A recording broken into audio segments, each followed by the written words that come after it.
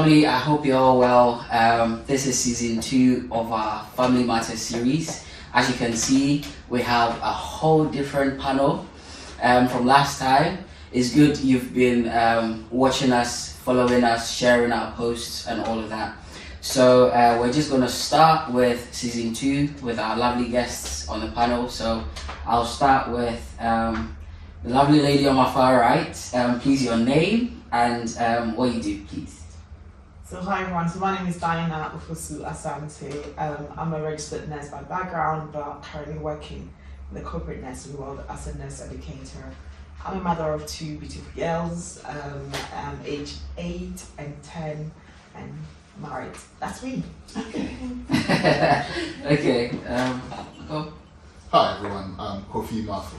I'm a father of 2, a boy and a girl. And what do I do? I'm an electrical engineer. Okay.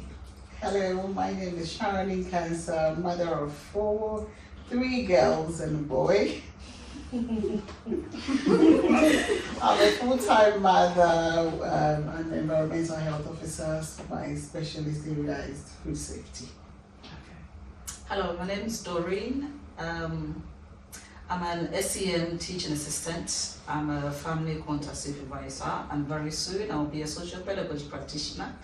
I'm a mother of 3 strong men, and yeah, this is me. Thank you. Hi everyone, my name is Emmanuel Boche. I'm a cloud engineer and I'm a father of 3 boys. Okay. So if you've been following us, I think it's good for us to know the people behind our lovely panel today. Even though if you don't know them, that means you've not watched our previous episodes. But I'll just for one time let them introduce themselves again. So I'll take it from Auntie at the back. I'm Phyllis. Yeah. Okay, that's it. Yeah, because I introduced myself before. Yeah. I'm Phyllis, yeah, mother of 2 kids. And then what else? What you do? What I do? I'm a portfolio manager in AI for transformation in financial services. Okay. And my lovely brother at the back. I'm Malachi. What do you do? I'm a student. I hope to become a pilot. Yes. Good. My name is Renal and I work for the Mayor of London. My name is Success and I work as a phlebotomist. What's that? What's that? Oh, I basically work for a private company where we take blood for patients. Okay. Yeah. I'm Kweku and I'm a patient administrator. Okay. Now I'll go to my co-host for today. My name is Karis and I'm a pharmacist. Okay, my name is Kweku and I'm a Life Inc. lead. they all didn't say that, but I said it. So, okay, so welcome family, welcome parents. If you've been following us with our previous season, what we did was we touched on what family was, but we spoke with our lovely brothers at the back with different age gaps, Malachi at the back, Success, all of them. They told us what family meant to them individually and in general. So having heard from them, we're also going to hear from you. What does family mean to you personally? So I'll just start with Uncle on the right here. So Uncle, what does family mean to you personally? To me it means two main things. One is a relationship with not necessarily blood relations, but other people that I can trust. They can also trust me, and we can build that relationship on that foundation of trust. The other one is the space in which I don't like to use the word vulnerable, but the space that I can be able to express myself and my concerns, and also offer my assistance to people within that space. So to me, that is how I see family to be. Okay, I'll go to Diana. Oh wow. I was hoping it's going right, but it's time.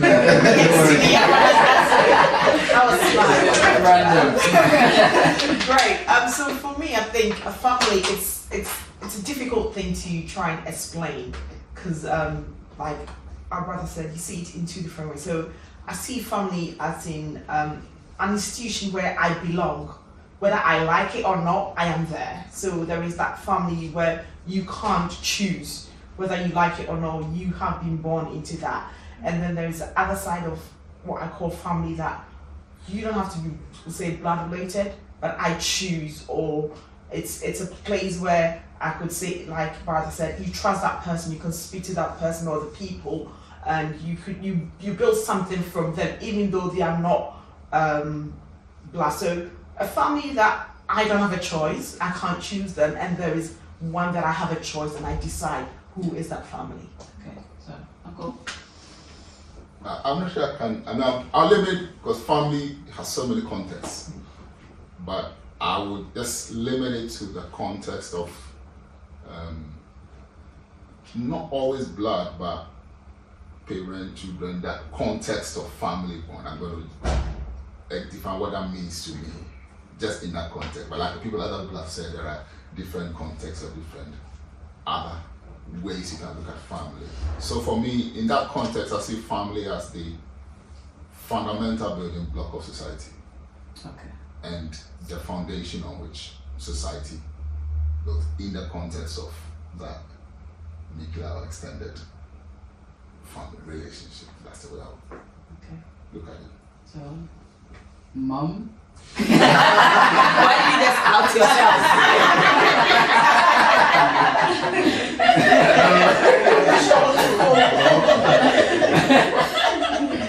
Right. Personally, family means like a backbone that I can rely on. But in the social context, family can be defined as a group of people or within the society with the same norms and values that they follow. As Diana said, whether you like it or not, you are part of that, so you follow the norms and the values of that particular group. But on the other side, how negative or positive it is, you have to have a mindset like they're your backbone, so you can rely on them at any time. Yeah. Okay. And lastly, Sharon? Yes, I also see family as people that you can trust, you can share your problems with, and you also take advice from them, or whenever you're in difficulties, you know who to call on. I mean, those are the people that I've said their family. It can be blood or non-blood related. Okay, thank you guys for all your answers, and we're going in straight, like we're going in hot. I wanted you guys to tell us a bit, because we've had our conversation as young people, and there are a lot of things that have come up. But before we get into that, I wanted you guys to shed some light on things that maybe you grew up with, mindsets, practices, or things that you grew up with that once you started having your own kids, you realized, this thing, maybe the way I was thinking before is wrong, or this thing that I was doing before, or this thing that I was taught to do before. Now that I've had my own kids, now that I'm at that place, I realize this is not, it's not right. So yeah, give you some time to think.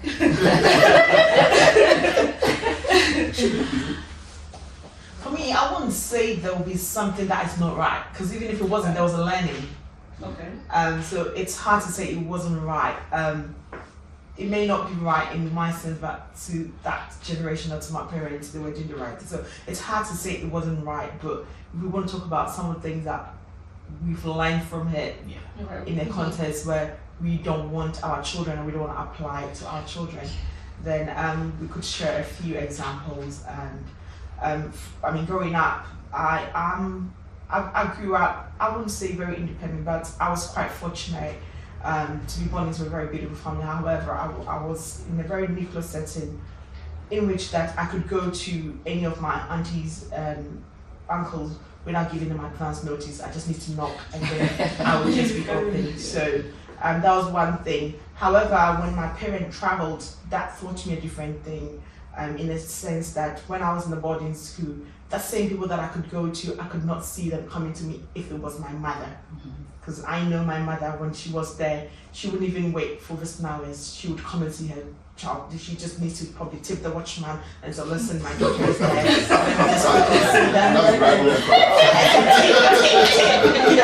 Because you know how back home schools rooms are, the doors are, the gates are locked, and but then I didn't see that. So growing up, that was one thing I really learned, that family is not always who you think they are.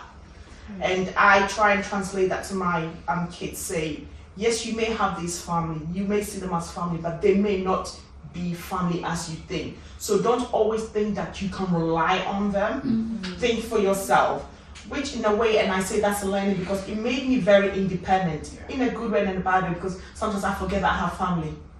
That I should probably just let them know that this is what I'm doing. And even for that, it's sometimes the negative side, I even forget that I still even have my mom that I could go to, in the sense that she wasn't there. But then, because growing up, even though I had family, I was on my own. And in a way, I shouldn't feel that way. However, that was a learning for me. And to go back to your questions with my children, I just want them to be independent and not always think that or expect something from the family. So you know that you've got cousins, you've got, I don't know, uncles and nieces, but just because they are there doesn't mean that your expectations of them should be so high. You need to think for yourself. So that's what I can share. Okay, interesting. Who wants to go next? Don't want to put any pressure.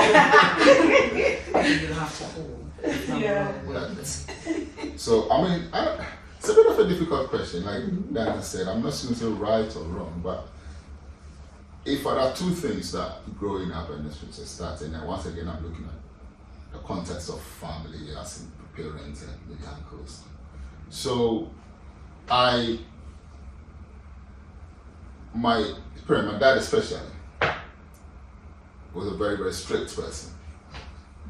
And when you're very young, under 5, he was probably the most fun dad, you know. Then when you're a toddler, he has to buy you sweets, you know, get all those. And of course, as you grow, the discipline bit starts. And he believes in, you know, strong discipline. You know, the cane, he had a cane in there. And I want to say it's bad. So, but then what I realized was that as much as I admire him, probably admire the older I get, the more I admire my dad. It's one of those things that when I was younger, I just thought this guy. I mean, as a teenager, but I was scared to say it to him, you know. But I just thought this guy is just, we better off his struggles, like, you know. So then, of course, I realized that you don't decide to learn things, but you actually become a bit like, you know. And I realized that, okay. Yeah, so there's got to be a deliberate effort to scale back a bit, you know. If I do some of the things he did, I'll probably be in jail. Context. Probably in jail in this country because of people, you know. So I mean, it's just the way of discipline, the way of punishment, the way of relating. I mean, like I said, as I've grown older, I mean how much he loved it, how much sacrifice they made, the effort they went, you know. Then 5 of us in boarding school. My parents were not rich, so I can't understand the stress he was under. But at the time, he was somebody I could even relate to very well. We don't believe in it, you know, but it was that, you know, he would give it. And I still, probably, you know, some people see people, they are not like friends with their parents. I don't have, we are close, I talk to them, and like I said, I admire and respect him. But and I guess right at that time, I'm also becoming, so I had to kind of unlearn some of that and tone down a bit. Not losing everything, because I think the discipline was also, you have to sometimes pay off. You know, so I think that's one of those things that, for me, I feel that, okay, I've tried to, now whether I was successful with it, I don't know. My children can judge whether I was successful and not becoming. But I just say the way of loving, the way of discipline, just the way of the parent, you know, father. I think I've kind of tried to be a better version of that. Maybe a bit more approachable, a bit more, hopefully more approachable. But you see much really can I say. So I think that's one thing I would say. Yeah, I think that's very interesting that you said that, because we just were talking about patterns or generational trauma or things like that, and how sometimes things are passed down from like our parents, and how we have to make that conscious decision of realizing, okay, I've noticed this pattern. I don't want to go that way with my kids, and like the things that I need to do to make sure that that pattern doesn't continue. So that's quite interesting. You see, everything is linking up. Auntie. Yes, growing up as a child, yes, I was fortunate to be with my parents, and also I come from a very large, big family. We have grown-up sisters, so that was also a positive thing, because you look at what your siblings are doing, and yeah, so you take the good ones out, and also the advice you get from them as a child. But one thing I always say that when I was growing up, at one point I thought, is this really my mom? Is she really my mom? Yes, I say that because weekends, we know back home, the house chores was, it was something else, yeah. There were I think about 10 or probably a dozen of us at home. So you look at getting up in the morning as a young girl. In fact, at times I had to go to the market. That I didn't know how I made it. But yes, they give you the money, go and shop. But my dad used to tell me the same money they could drive. So I didn't know who the ends. So you know, at that time I was so young. You get there, you just pick what you want. But like you said, my mom used to use the same amount and bring more stuff, but I wasn't able to. So that I learned from that. I mean, managing the home. At times when my mom traveled, I had to do everything as the mother. And even though we had helpers at home, one thing my dad never allowed them to do was to cook for him. So that was how the upbringing, doing certain things, I learned a lot from it. And I thought, at times I say to the girls now that I think it was child abuse then. Because I'll give you a typical example. Because there were about 10 of us in the house, buckets and pots, we used to have big pans. And even if you don't use it, at the end of the week, she'll pull everything out and you will clean it again. And I'm like, we haven't used it. Say no, every week. And it was Saturday, you do palm soup, you do stew, you do this, you do that. Just for, and you look at it and like, oh my God. So my mom was the stronger person than my dad. My dad was easygoing. And if you want to go anywhere, go and ask dad. No, my mom will say, no, not until you finish this, you're not stepping out. And I looked at that. By the time you finish your house chores, you're tired to step out. You are too tired to even think about going out with a friend. So it was probably, yes, a good way of keeping your home, but I learned a lot from that. And also, I think one thing I probably did not get as a child, which I've learned from, is the communication. See, going to your dad was a bit scary. I mean, you get up and the minute your dad calls your name, you've got your hands on your back. Yes, you've got your hands behind you, and then you don't know what's going to come next. So that was one thing. They were not easily approachable. My mom, yes, you could talk to her, but my big sisters and my big brothers, they were the ones that were spoiling us. So you could go to them and then everything is ready for you. So I had, yes, strict parents, discipline, and one thing as well that I always tell my children now is they've had it so easy. And one will tell me, I never asked to be born. That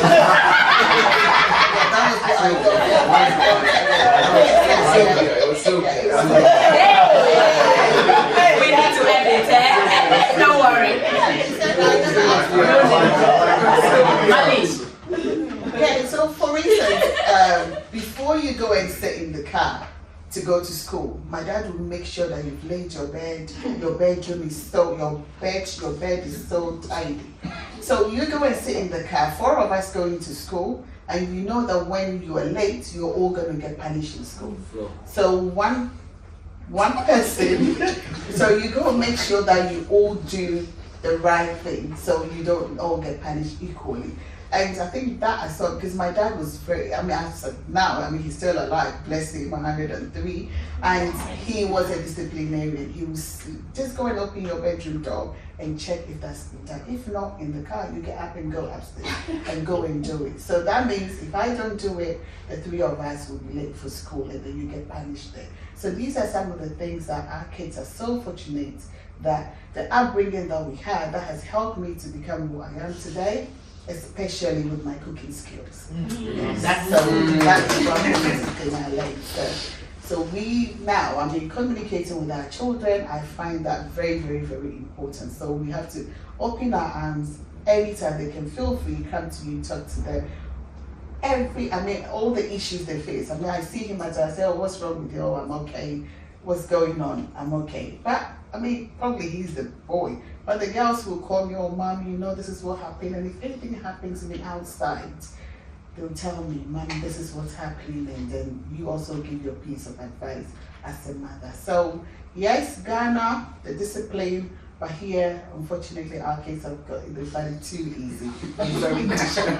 So that is my bit as well. Yeah, growing up as a young girl in Ghana. Thank you.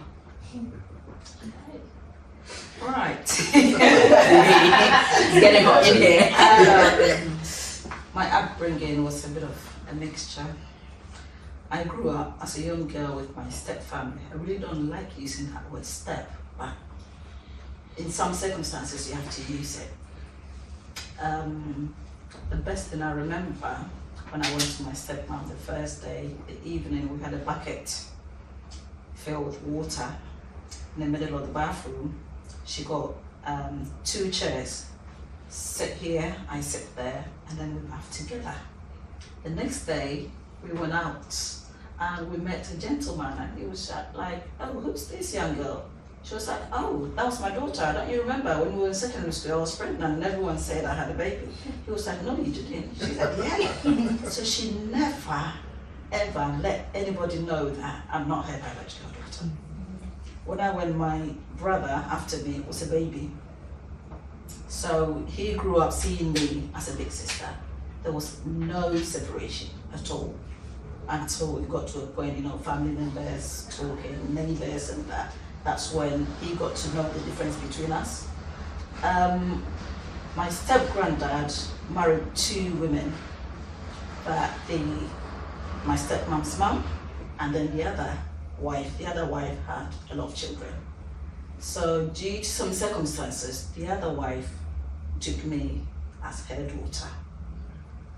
Until she passed away a year ago, she classified me as the oldest granddaughter. The moment she passed away, they called me, your grandma's died, what are we going to do? And I was okay. That is the other side. Because I didn't live with my mom, and my mom was a bit far away from the city that I used to live, so I had my uncles, my maternal family around, so I would go to them, we go to church together, and they would come to my school, to monitor me and everything. And then holidays, I go to the village to visit grandma. Within these 3 societies, I would say the best thing I learned was neatness, orderliness, and discipline. You cannot go to the village. I go to my grandma. One Sunday morning, I was going to church. The moment I said, Grandma, I'm going to church, she was like, oh, wait, I'm coming. What are you wearing? I said, you can see what I'm wearing. No, the slits that I was wearing here, they call it skirt. The line was passed by my knee height. She took it off, stitched it back up to here. She said, I'm telling you, she said, there is no chance you have to let your slit line go past your knee height. No, so that is how ladies should dress. She will tell you everything, but majority, it was a male domineering family that I come from, so I'm used to men. I don't have female friends. I think because of my upbringing, I really don't have female friends. All my friends are people that call them friends are male, and I really get on well with them. Discipline, one thing, I think that's what I would say, discipline. But what I didn't get, and I really instill in my children, is choice. You don't have a choice. You do what I say. You're 18, you're going to be confirmed, and you cannot say no. This is your confirmation list, this is your confirmation dress, you don't have a choice, I don't like it, no, we don't use it in my house. This is the food that we're eating for the day or for the week, you don't have a choice, I don't like it, it's not what we use in the house. So I eat everything, apart from things that I don't see that we don't cook it in the house. Other than that, you don't have a choice. And as Auntie Sharon was saying, because I was the youngest girl in the house, I have to wake at 4 a.m. We start cleaning our own household, way to the main road in front of our house. We clean the whole road. We have to sweep. My grandma will start from the other end and I'll start from the other end. We sweep, we clean all the gutters, yes. And the gutters is Saturday. We clean all the gutters. And that has been part of me. My grandmother, bless her soul, never discriminates. We had a gate in front of our house. She instructed for them to take it off because she felt that that's a barrier that people would not be able to come and seek help from them. You will see, Ghana, we have people who sell charcoal and they'll be carrying bags of charcoal, maybe 3 bags, 5 bags with their babies on the back. This woman will stop the charcoal seller. We don't need charcoal. Keep quiet. She will stop the charcoal seller. Where are you going? I'm going to sell my charcoal. Okay, give me your baby. Mom, the baby will cry. And she said, oh no, it's all right. Crying won't kill her. We don't know this woman anyway. She will get the baby, go and sell your stuff. When you come back, and she will let you feed the baby, bath them and make sure the baby's asleep. And that is part of me now. I don't look after my own children. Every child that I meet, I extend that love and the care to them. And I think it's the most important thing that we need to teach our children. That even if you're the only child in your household, don't think that you're the only child. Think that I've got other siblings outside. I've got people that need to extend the warmth or the love that I have from home, extend it to other people. So that's what I can say. Yeah.